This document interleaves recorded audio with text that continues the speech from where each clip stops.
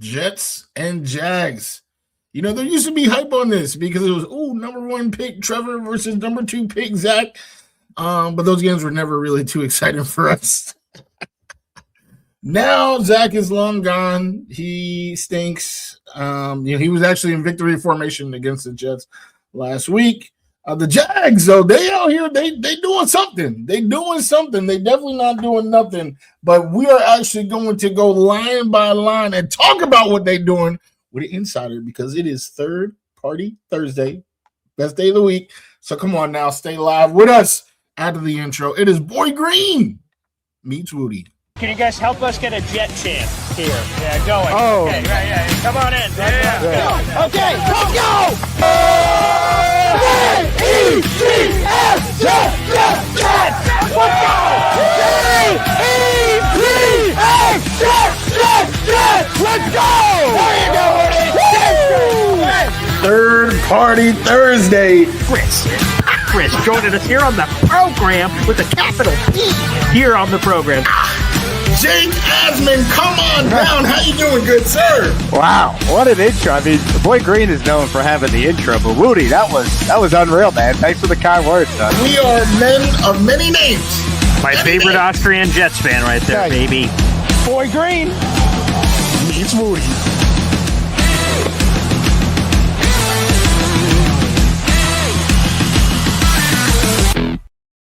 Welcome to another episode of Boy Green Meets Wudi. These are not my words, but some have said this is the greatest threest show of all time. So welcome to the program. Okay, I am James Wudi, and I'm always Wudi, rocking everywhere. Right here, my man. Ooh, hit him with it. One more. Okay, hey, okay. There's my man. He is the boy who became king, repping that Naruto. Okay, Paul Esden Jr. in the building. Like we said in the cold open, this is Third Party Thursday. You already know it's game week. We got to bring in somebody from the enemy lines, somebody who knows their team top to bottom so that we can discuss the X's and O's and talk game plan. And woo, we got somebody. Okay, they told me they brought in James Johnson. I said, the NBA player, the dude that could beat up John Jones, that dude. They was like, nah. You better check yourself before you wreck yourself. This man, he was covering the Jags for USA Today, but currently he is the co-creator, the co-host of Touchdown Jags. Please give us the real James Johnson. Come on down. How you doing, my good sir? Hey, I appreciate the intro there, man. Love the intro. But yeah, happy to be here and talk some football.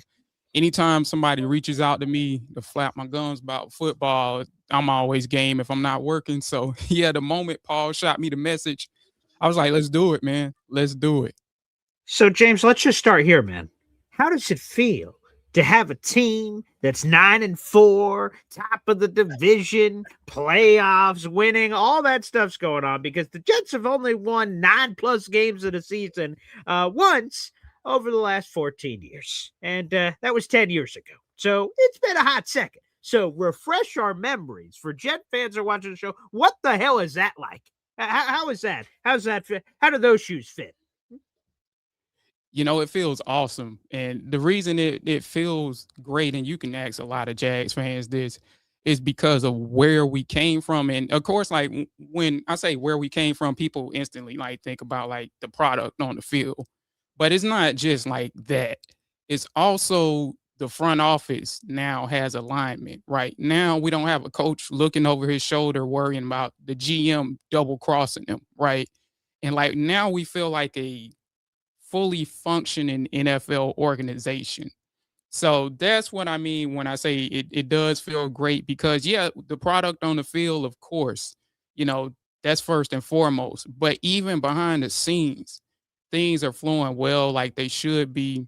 While we do have the youngest GM in football, a lot of the moves he's made has gotten the Jaguars from where they were last year to where they are now. And, we're happy about that.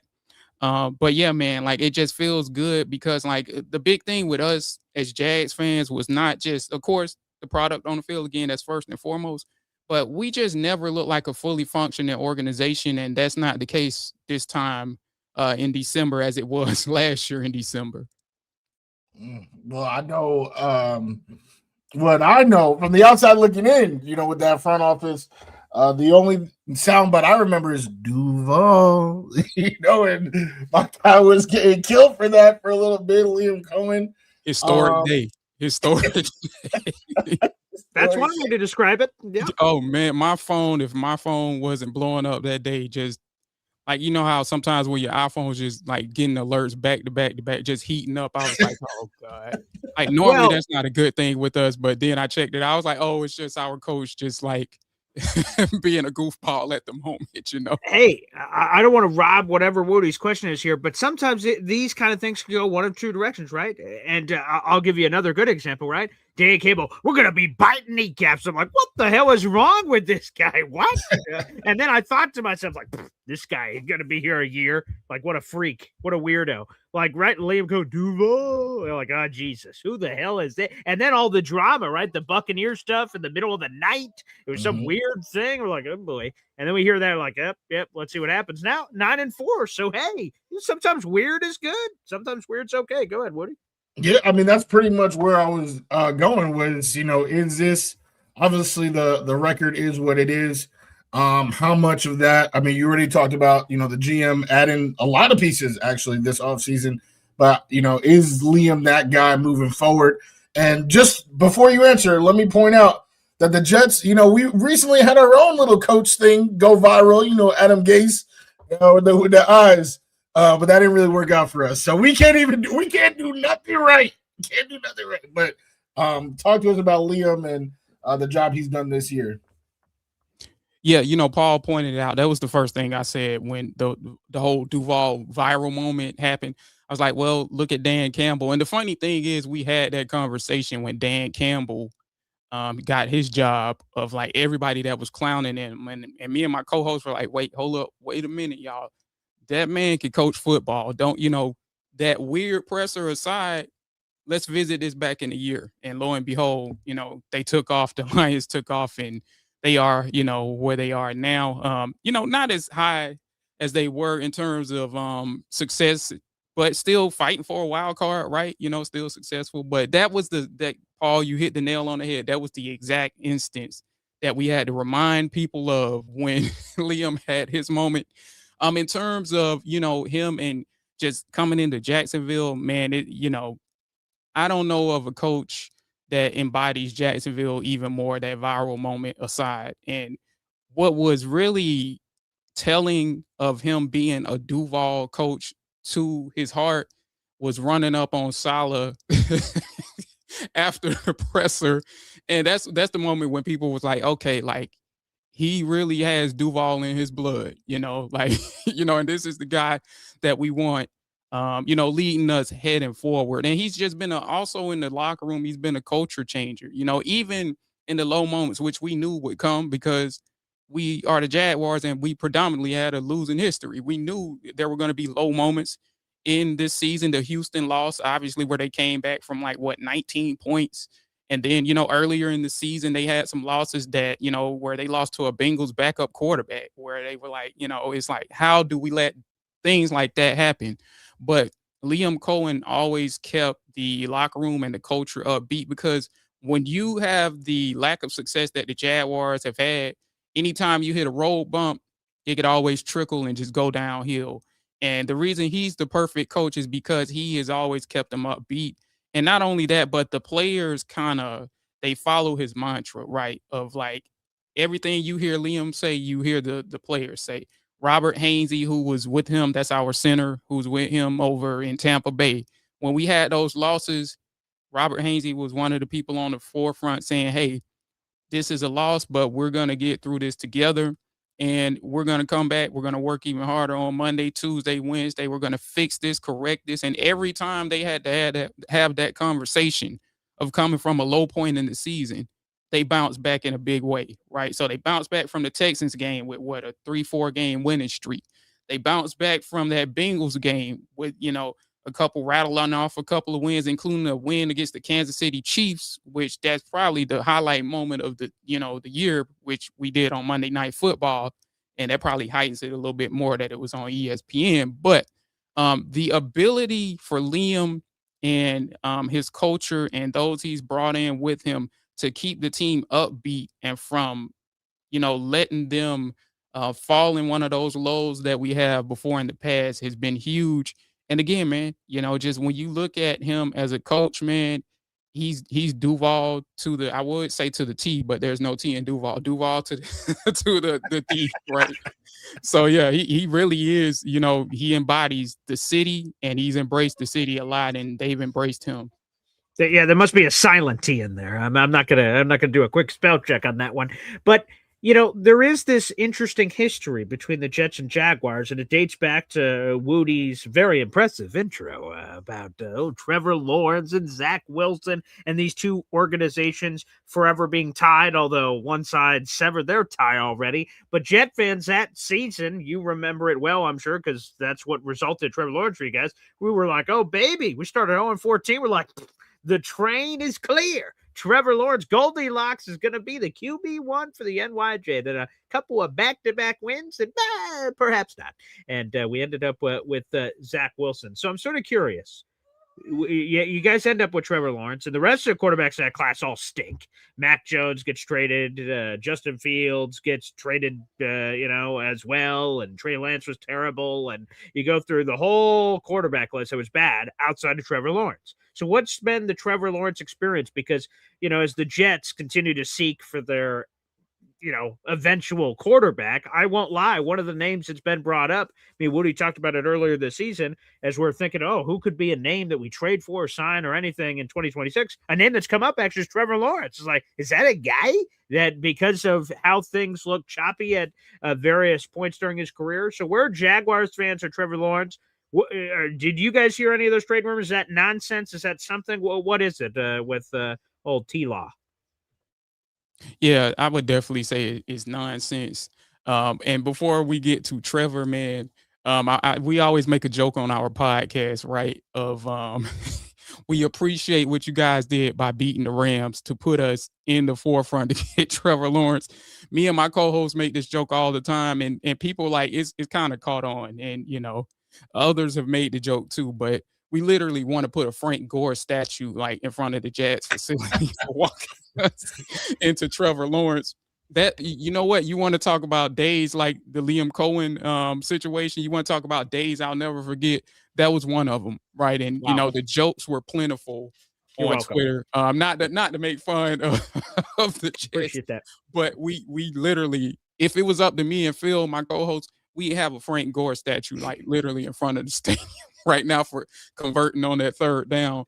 But yeah, in terms of Trevor Lawrence, to sum it up the easiest way, it's been a roller coaster experience, man. Like, he's not good for your anxiety, I'll tell you that, but I have been one of the people who have advocated to be more patient with him for the simple fact that I and a lot of people have this belief too, and you guys are probably along the lines with me on this because you've seen this culture within your own team. But I'm of the belief that sometimes going to the wrong owner can ruin a quarterback's career. Like, who knows what Zach Wilson would have been if he went to another team and started his career with another team. Who knows, right?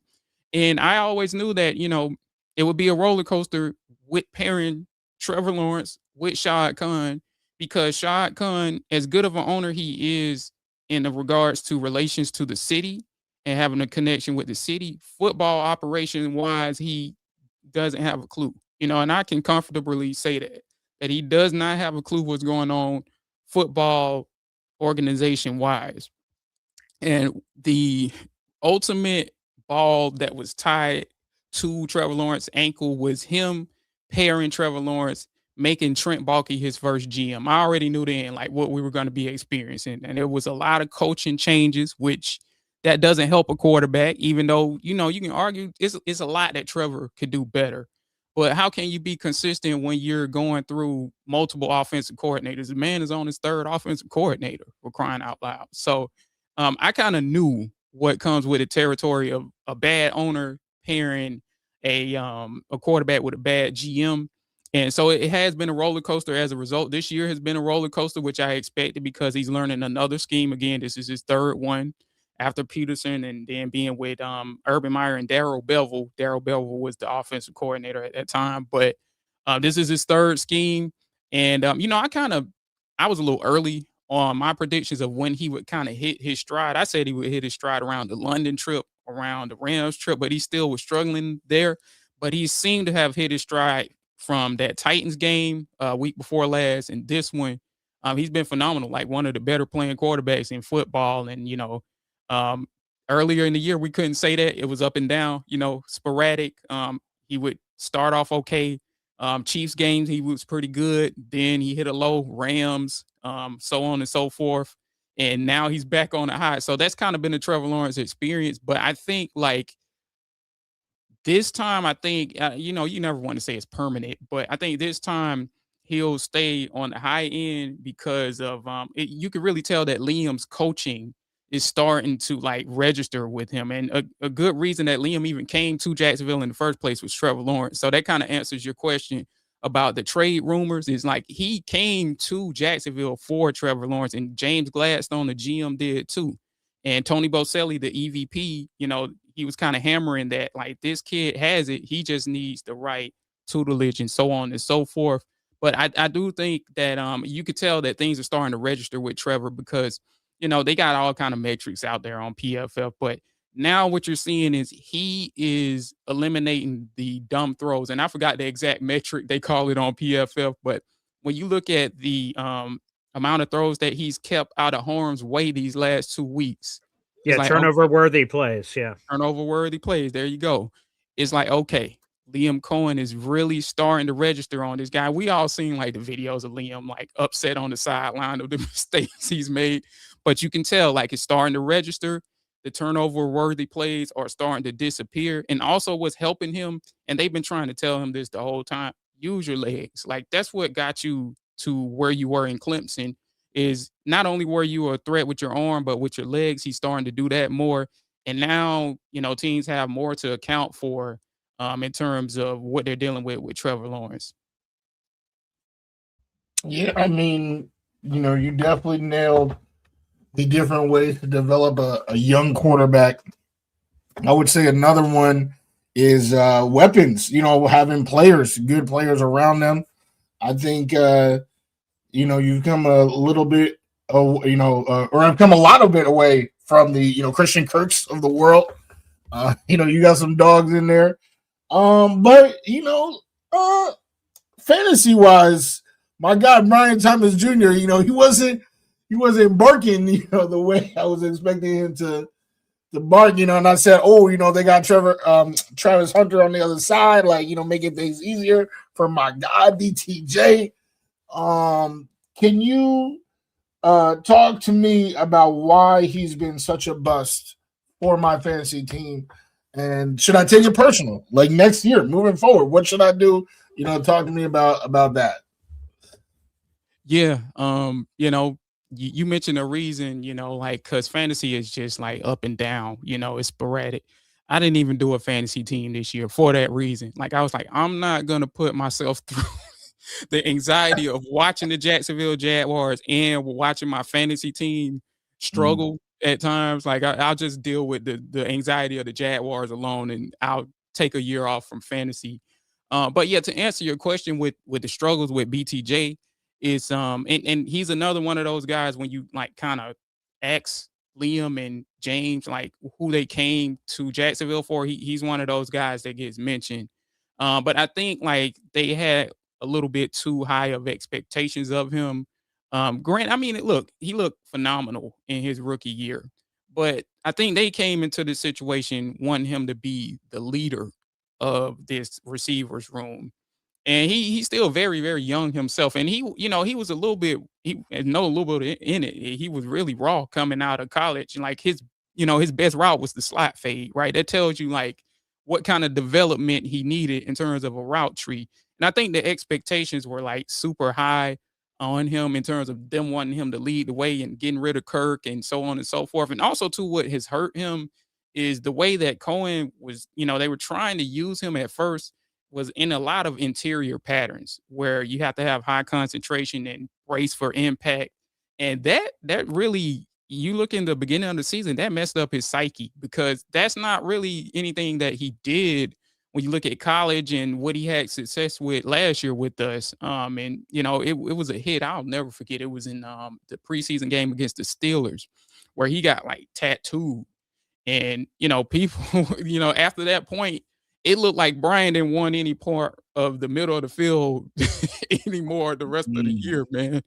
And so what they did is, halfway through the season during the bye, that's when they realized, like, okay, well, why in God's name did we draft Travis Hunter and give up the amount of picks that we gave up for him? And we don't want him to be that guy for us. Why are we trying to make Brian Thomas Jr. that guy? Why can't he be, BTJ be the secondary guy? And, they were going to roll forward with Travis Hunter being the number one guy, but then the injury happened. So that kind of derailed things as well. But what ultimately has turned the trajectory of BTJ's career heading forward, and this will probably help your fantasy team, James, and how effective he'll be, is they actually got somebody in the room that can lead that receivers core that has much, much more experience in Jacoby Myers to handle those interior patterns and be that leader for that room. And, while BTJ is 22, 23, and Myers is like 29, in receivers years, that's a big discrepancy in experience in receivers years. Keep in mind, receivers don't really stay in the league until they don't, 30 at the most, 31, some of them maybe 32. But in receivers years, that's a big discrepancy in experience, right? And I think that's what's really helped BTJ start to click these last few weeks. Now, again, like the catches haven't been in, he hadn't registered anything over 5 catches, but they've been explosive down the field, 20, 30, 40 yards, back to what he was doing before. Jacoby Myers is handling those interior routes and doing the dirty work and being the leader for that receivers core. And also, too, what helps is Brenton Strange, the tight end. He has returned from injured reserve, and he handles a lot of that dirty work as well. Again, we're speaking with James Johnson, baby. He is the co-host of Touchdown Jaguars podcast, although I hope we're not throwing our hands up like that during Sunday's game between these two teams. And I'll tell you, James, that normally one of my favorite JJs is Jermaine Johnson, not James Johnson, no offense, but everything you've been showing on this podcast, Jermaine may have a run for his money because I'm loving everything we're hearing today, James. So thank you so much for joining us here on the program. Let's go to the other side. So Wudi brought up BTJ and his poor, unfortunate fantasy team, but the other guy on the other side was Travis Hunter. And I want to go back. So during the draft this year, I decided to do a watch party for the full first round. And I'm very blessed and humbled to have had a lot of cool guests on that live show.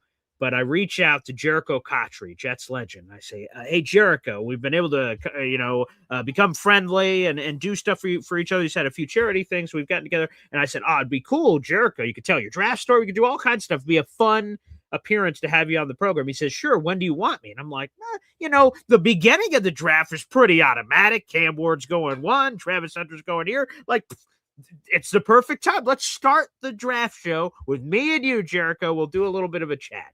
And then all of a sudden, in the middle of my Jericho Cotchery interview, I get the da-da-da, da-da-da. I'm like, son of a... I'm in the middle of this Jericho Cotchery interview. The Jaguars just made the trade of the century, trading up for Travis Hunter. Cam Ward's not even halfway down the stage. And sorry, buddy, we've got a new alert to talk about with old Travis Hunter here. And I see it in the chat as well. CBW asking, thank you for shouting out on Twitter. We're streaming live in 5 different locations. My YouTube, Wudi's YouTube, Twitter, Facebook, Instagram. So shout out to everyone, no matter where you're watching. Show your support. Like that video. Hit subscribe if you're watching on YouTube. But CBW asks the question, Travis Hunter was so fascinating during the draft process because he could play on both sides of the ball. We haven't seen that often, like the Shohei Ohtani of football, and a lot of people were intrigued by it. And the Jaguars make the splash to get this guy. We're like, holy crap, we're going to see this guy playing 100 snaps like he was doing in college, playing on defense, offense, and everything in between. Now, he gets injured, so that's painted part of the picture here, James. But tell us, and I was using this term sort of on a different show I was doing, Were you overwhelmed? Whelmed? Again, I'm still unclear if whelmed is a word, but the whelmed is in there or underwhelmed. What's been the Travis Hunter experience? Because there's a lot of hype, and then unfortunately, because of a lot of different circumstances, it doesn't seem like he delivered on it. Yeah, I mean, I'll call it down the line. It's been underwhelming. Now, what I will say is, I was one of the people kind of advocating at some point in the season to like have him play cornerback full time. Because I mean, coming out of the draft anyway, I thought he was a better cornerback anyway. So I don't know like who agree on me with that. But what didn't help is also too, when I went to training camp, like you literally couldn't throw on him. And it was, and of course, it's probably because he has such a receiver heavy background. He knows what to expect out of receiver. He knows what quarterbacks are looking at. Him and Shador used to have these conversations of like, this is what the cornerback's looking at when I run this route because he plays both positions, right? So I was along the lines of in the belief that he needed to play cornerback full time. And in the season, he actually was playing cornerback very well. By the way, I think he got like one penalty in the Bengals game that was a bogus penalty, but he was playing really good at cornerback at the least. But again, the problem with that is you don't give up the compensation that they gave up for him to just solely play cornerback. That's a steep price to pay for a cornerback, even though, we'd say, we'd all probably agree that cornerback is a premium position. It's not like that, like 2 first-round picks premium. You know what I'm saying?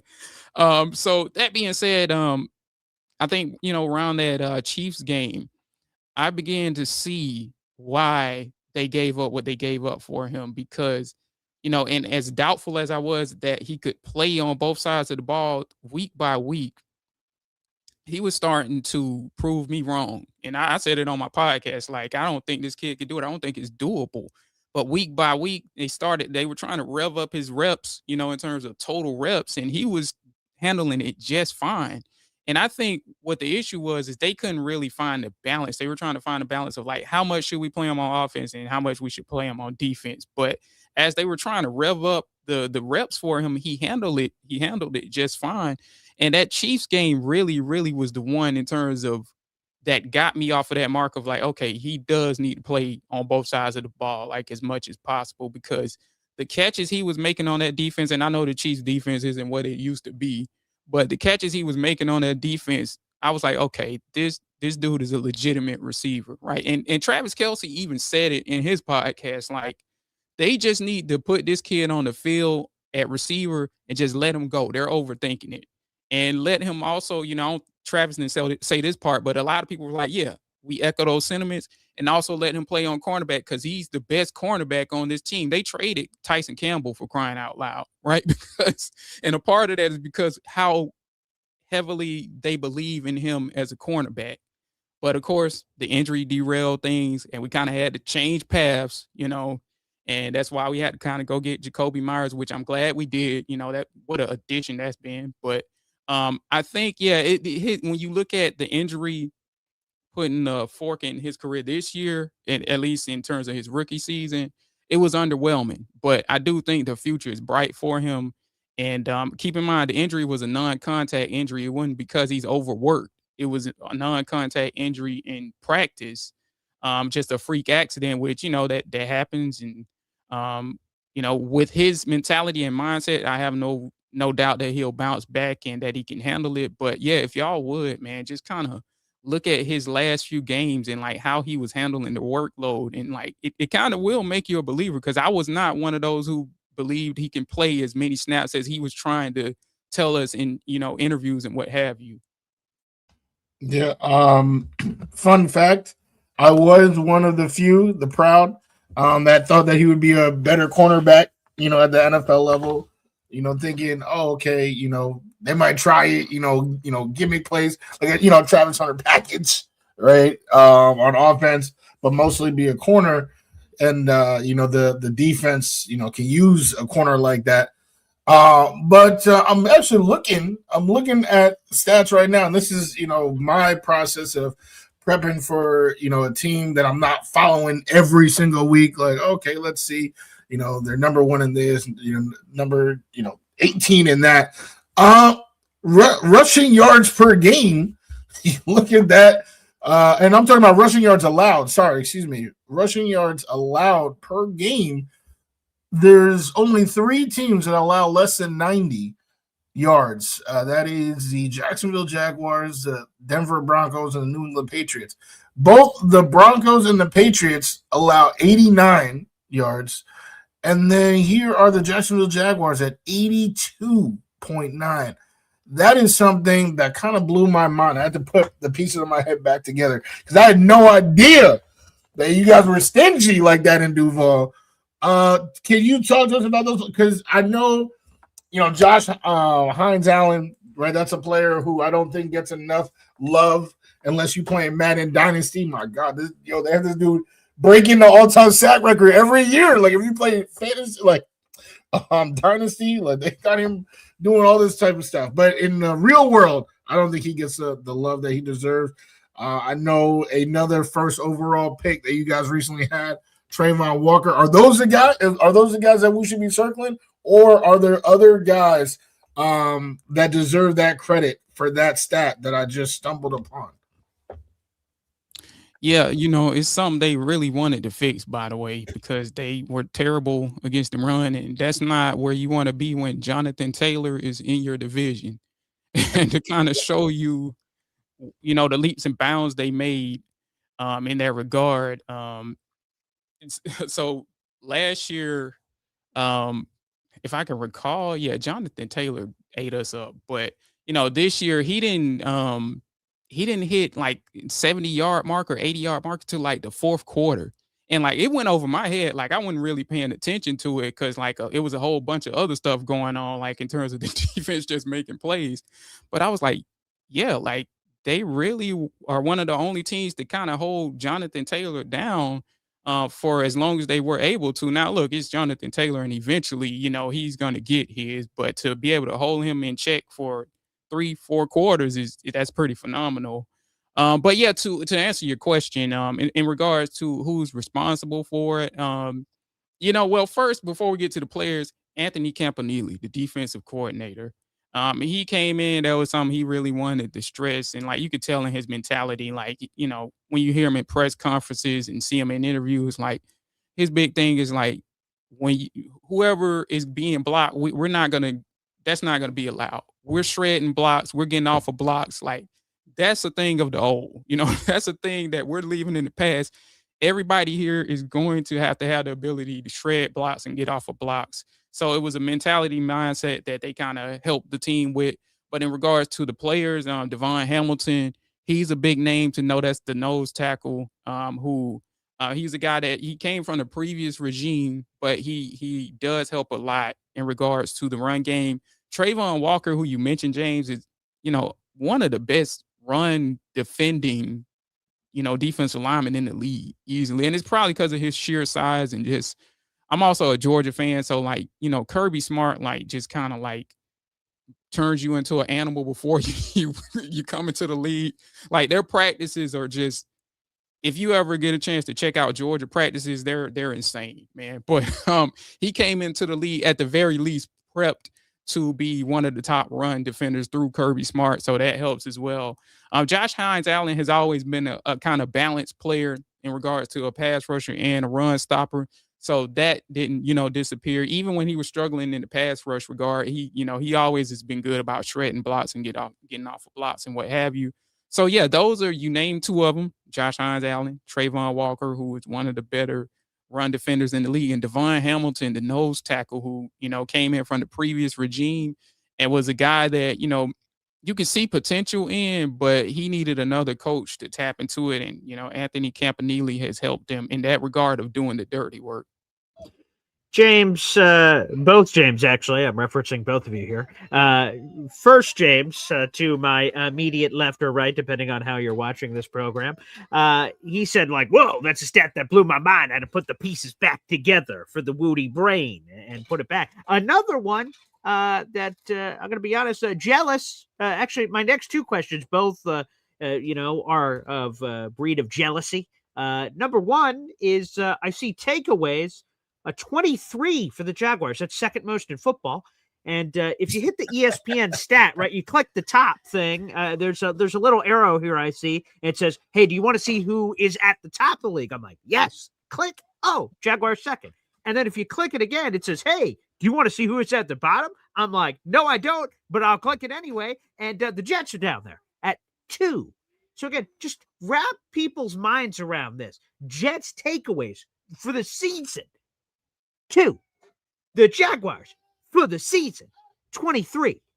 What in the name of everything that's holy? So I guess my question is, how in the hell is that? It's just is it just luck? Is there a 4-leaf clover shoved up some orifice of the Jaguars? Is it great tape study, being in the right place at the right time? Is it both? Like, oh my goodness. I say, oh boy, James, at the beginning of this, how does it feel to have 9 wins and be successful and handsome?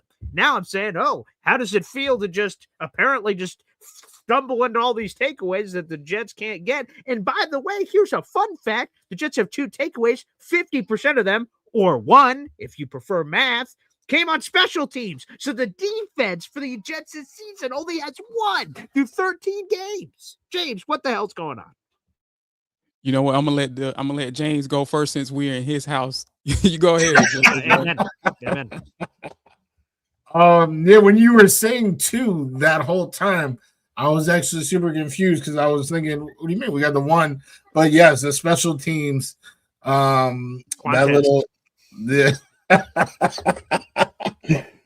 I don't even know if you can consider. I mean, I guess technically, yeah, but he just dropped the punt. But I guess that counts. That counts. So yeah, it's 1 to me, and the Jets. They, I know when I talked about the run defense, or when James was talking about the run defense, the first thing he said, before we even talk about the players, let's talk about the defensive coordinator. Well, I see. We talk about why the Jets are where we're at. Before I even talk about the players, let's talk about the defensive coordinator. Get Steve Wilks out of my life. Get him out of my life, man. His X's and O's, he can't even win tic-tac-toe, man. I have no respect for anything he has done for this organization. I am just waiting for him to receive his pink slip as soon as the season ends. And that's what I gotta say about that. It's crazy to hear that about Steve Wilks, right? We're talking about a guy with a wealth of experience in terms of in this league. It's insane to hear that, man. That when you said, I was like, oh wow. But to answer the question, so I don't know if y'all watch wrestling, but Edge has this nickname of the ultimate opportunist. The Jaguars defense is the embodiment of Edge. If you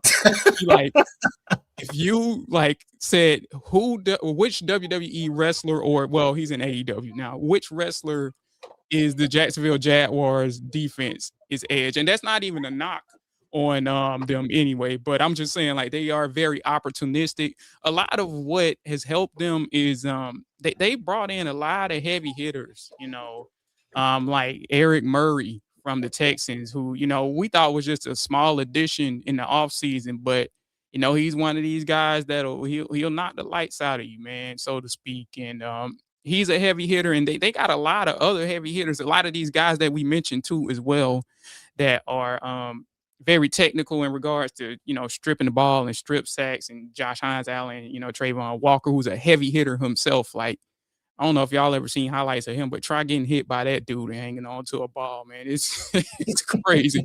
But yeah, like I think that's a big part of it, is like the tackling regard. They brought a lot of force to this defense.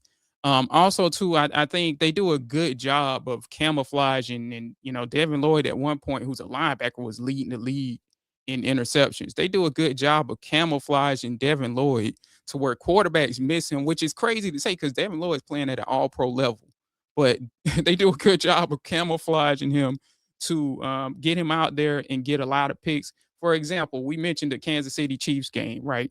The goal line pick that he got on I was about to say Travis Kelce, on Patrick Mahomes, right? Right. Where he bear it down as if he was blitzing, And you don't really see this in goal line situations. That's why it kind of shocked Travis, why it shocked Mahomes. But he bared down like he was blitzing, went back into coverage, caught the pick, and that's arguably the pick of the year. Took it back for a pick six. But it's things like that that they've done where quarterbacks are somehow missing Devin Lloyd in coverage. Daniel Jones did it last week. First play of the game, like literally the first offensive play of the game for the Colts, man. He straight up missed Devin Lloyd there. And Devin Lloyd, nice extension, caught it. So that's part of it as well. Like they've done a good job of, kind of camouflaging him. And again, going back to what I was saying before, they brought in a lot of forceful hitters to this defense. Well, two things here. First off, the rated R superstar. Yes, me and Woody both wrestling fans, as a matter of fact. Oh, Woody. Oh, I wish I had my money in the bank. I'd cash that in right now, baby. And Ralph's got a camera here. Count it in. And I love it. I don't have the hair to do it, but I'd just be, like top of my head and going, come on. Oh, he does one of the greatest spears of all time. So I'm glad Woody's going to have this for the rest of the show. Go ahead, Woody. Yeah, well, I mean, I got this at Walmart, and the cashier was like, "Oh my God, your son's gonna love that." I said, "Who? This is for me."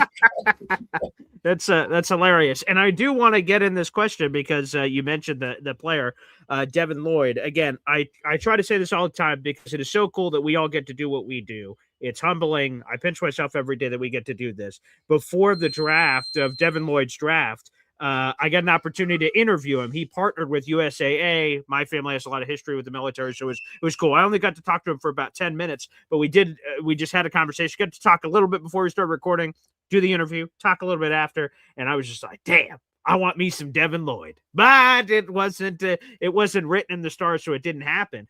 But I can't lie, Mr. Johnson, that when I saw the Jaguars, did I see correctly? They declined fifth-year option, or he's set to be a free agent. What happened there?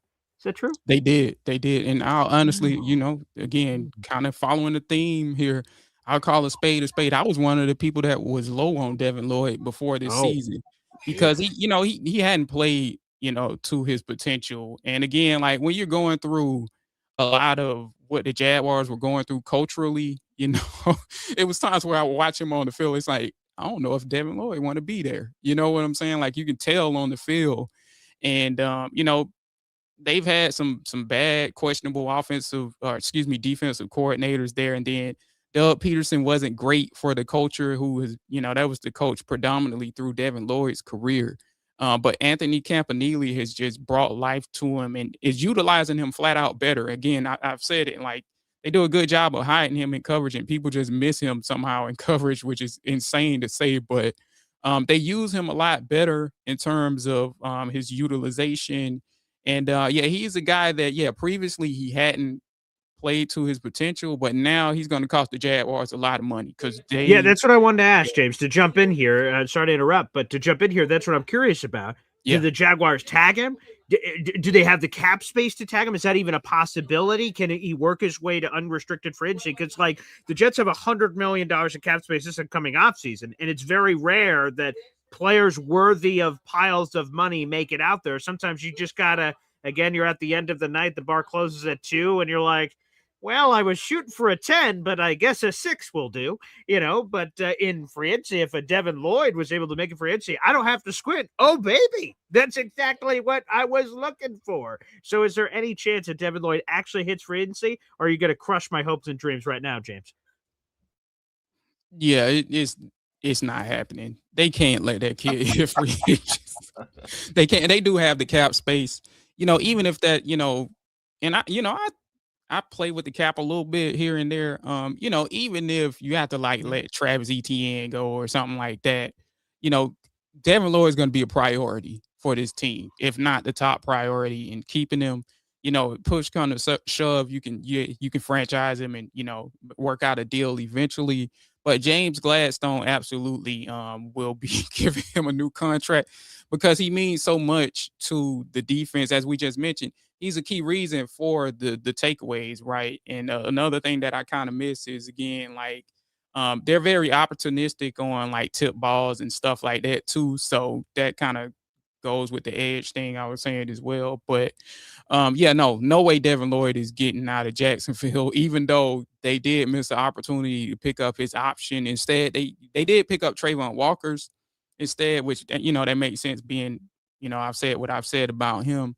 But Devin Lloyd is the one that we're all, as fans, like, that's going to cost us a lot of money because, at the end of the day, it won't be shocking to see him get like all pro nods. Like on PFF, he's like the third ranked linebacker behind like Fred Warner and this one more that I'm missing, I think. And of course, Fred Warner had an injury, but still, he's like third in rank in terms of linebackers there. So they can't let him go, especially with the history that this team has with middle linebackers. It's just kind of hard to see him not holding down the middle for us, from Darryl Smith to Mike Peterson and the guys like that, man. Like he's kind of one of those guys like Liam that embodies the culture of Duval, where it's just kind of hard to see him not there at any point. James, I'm going to be honest, it's disappointing because I don't know if I've ever admitted this publicly before, but I sort of have a weird kink. It's stealing linebackers from the Jaguars. We were able to do it with Quincy Williams when you guys cast him off just into the streets. And Jet fans went, yeah, I'll take the brother of Quinnen. And I said, guys, he's more than the brother of Quinnen. And I wrote a piece for Heavy. It said, hey, your Jets, I'm just some guy over here, but I pick him up right quick, like, because I think there's a lot of traits. And of course, I was right because I'm never wrong. Thank you very much. Pat myself on the back. So, anywho, I would like to just steal more Jaguars linebackers from you, if I'm being honest. So let's try to see if we can make that happen. I want to give a shout out to Syracuse Love. I see my boy LaQuint Allen down there. What a great selection by the Jacksonville Jaguars. That's my boy. I think you guys are very happy. You guys have Travis Etienne and all these other things, but LaQuint Allen can play. Just want to give him a quick shout out there. And of course, we got a game on Sunday. So, James, how's this going to go? And again, don't hold back. We're friends now. I consider us friends. So I want you to be a straight shooter here. The 9-4 Jaguars, the last time I checked, are between a 12.5 and a 13.5 point favorite over the Jets, which is the largest spread of the week, although that's close now with the Seattle Indy Phillip Rivers comeback. Always something interesting. So it's either the biggest spread or the second biggest spread of the week. So you tell me, Jets, Jaguars, is this a bloodbath? Do things get interesting? Give it to me straight, Johnson. Yeah, and really quick, just to get off topic a little bit, you mentioned LaQuint Allen, man. That's another guy that they picked up that's been a culture changer. Like that guy, he's another one that embodies Duval, like out there trying to like scrap with with Simmons from the Titans and stuff like that. It's like, this guy's on one, right? what is wrong with him? But like in a good way, right? Like he's one of those guys that he's wired different upstairs, but that's what we needed, especially, from a guy that's going to play running back from us or for us. In terms of the game, I'll be honest with you. I don't want to say it's going to be a bloodbath because the Jaguars don't beat teams like they should, right? They always leave something on the bone, so to speak, if you will. And that's one thing that they're trying to, have fixed. Even the Titans game, as lopsided as it looked, it's like we should have put up 35 against them, and his other wins, like the Chargers, when I think they left points on the board in the Chargers game, as bad as they beat the Chargers. So they never really beat teams as bad as they should, and they're trying to fix that. But I will go with a score of, and again, this is something to factor into this too, y'all, is I did see that you have two quarterbacks on IR. So, we got to find out, like, not on IR, on the injury report, excuse me. So we got to find out what's the deal there. But if you're starting your third string quarterback, the Jaguars have this history of like not doing well against backup quarterbacks. They really do. The Bengals game, man, that's one of them. That's a good point. Yeah. The Texans game, like anytime we see a backup quarterback enter the game, it's like, oh my God, man. They're finna come back on us. Like it's that crazy. Like we thought it was gonna happen last week when Daniel Jones left, But luckily, Riley is a rookie, so like there was that. Like, but it depends on like what kind of quarterback we're dealing with here. But just to call it, I would say right now, I'll say 28 to 14. So, 2 touchdowns. Cover the spread. Okay. Right, Cover the spread. So for those who partake. Yes. That was a very respectful answer. Yeah, it was very respectful. I appreciate that. Yeah, Brady Cook is set to start. He is also a rookie. He's an undrafted free agent out of Missouri, so he is set to make the first start of his NFL career. Nothing's official yet. We'll see what happens. To your point, Justin Fields on the injury report for knee soreness, Tyrod Taylor with a groin. So, and then Adrian Martinez, we just picked up this week, former Jets legend, would be backing up said Brady Cook. So we'll see what happens. But I'll tell you this, James, it's been a phenomenal conversation, no question about it. You're my new go-to Jaguars guy. Whoever else I knew in Jaguars land, fuck them. Yeah, fuck them. Fuck their families. You're the new guy, James Johnson. You're the new guy, baby. You've been crowned. Hey, I appreciate it. You can have the belt. Oh yeah, that belt, by the way. Yeah, love that belt, by the way. Is that the old Steve Austin one? Yeah, the winged eagle. Yes, yeah, okay, yeah. Oh, it's upside down. Yeah, I saw a little glare on it. I couldn't see it, but yeah. Oh yeah, big wrestling fan. So yeah, we'll definitely hit it off. Nice. Sorry about that. Yeah, okay. Yeah. Oh yeah, nice, nice. And that's the bottom line. Because Stone Cold said so, man. But, I appreciate the praise, man. And again, anytime you need me to come on, man, if I'm not working, I'm free to come on. I'm free to talk Jaguars, man. And as I said, Paul, I've even seen your work firsthand covering the Jets at camp. You know what I'm saying? And James, I'll definitely check your work out too as well when I get a chance, because I'm always looking to reach out to different, people in the content creation realm in the NFL, man. And yeah, man, had a great time here. And anytime y'all need me, let me know. And if I can't make it, I'll get my co-host Phil, see if he can make it, and we'll talk football. Absolutely. Well, squeezing in yeah, go ahead, Woody. I was just gonna say we might have to have a pro wrestling edition at one point. Break that down. I saw on your Twitter, especially AEW, right? Is right there in Jacksonville. I'm sure you've made it out to Daly's place. So definitely some interesting conversations that can be had. I won't get it started now because then it'll be another hour down the line. But definitely got some wrestling fans over here. Well, two things here. First off, John Cena's final match coming up this weekend. So salute to the legend, John Cena. We appreciate you for sure. And we got a super chat in here last second from our guy, Lou B, Super Jets fan. What the hell? Wow. With a heavy heart, go Jags! Need them to win. It's tanky. I'm sure you're very familiar with that, Mr. Johnson. With every fan base, unfortunately, being in this world, you guys are not in that world right now. Thank God for you guys. But Jets fans are ready for the tank apparently. So Lou B, I appreciate the honesty and the heavy heart. Go Jags! That's disgusting. I will be rooting for the Jets. But I totally understand, Lou B. Totally understand. So we got that already. Wow. I get where he's coming from. I do.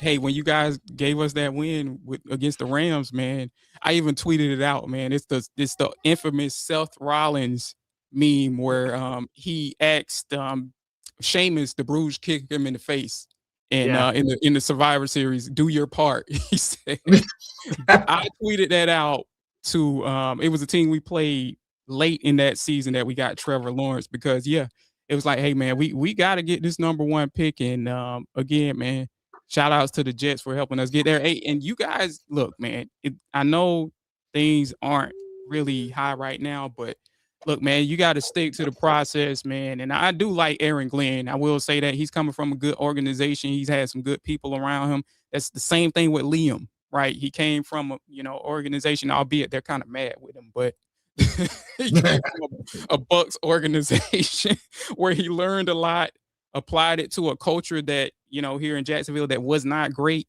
And once that culture started to settle and sit, it took the team to a new height. And I think Aaron Glenn could do the same.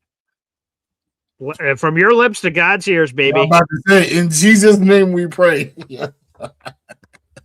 Beautiful. Well, both James, thanks for a great show, everybody. Mr. Johnson, because some Jet fans like, checking out behind enemy lines, give a plug of everything you got cooking. Anything we might have missed that Jet fans can see ahead of the game on Sunday.